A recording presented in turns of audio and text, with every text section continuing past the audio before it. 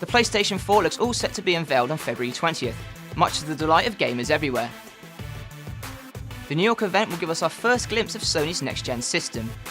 But with the web overflowing with speculation and hearsay, what do we actually know about the PS4 so far?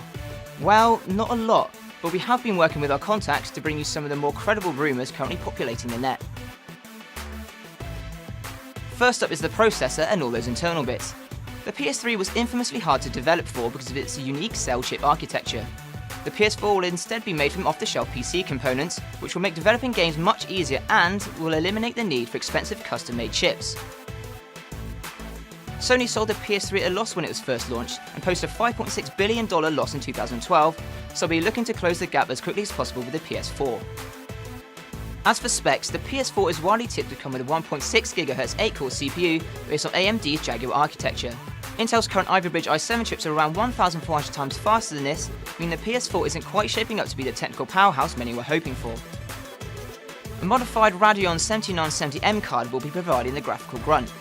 So even though there will be a marked step up from PS3, even current gaming PCs should be able to outstrip Sony's next console.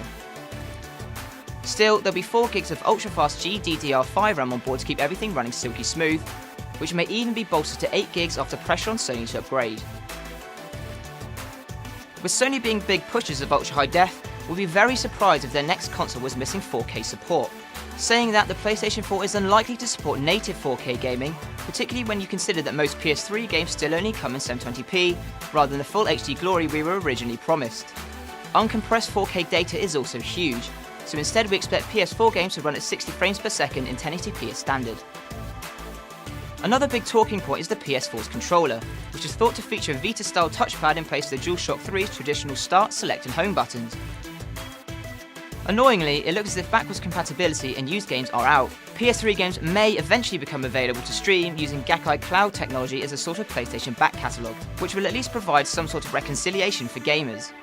We may even see purchasable activation codes for pre-owned games, though this is jumping the gun a bit.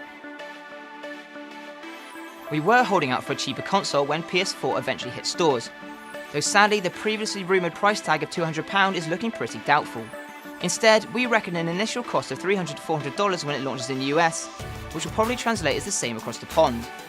The PlayStation 4 is expected to ship at the end of 2013 in Japan and the US, which probably means an early 2014 release for Europe,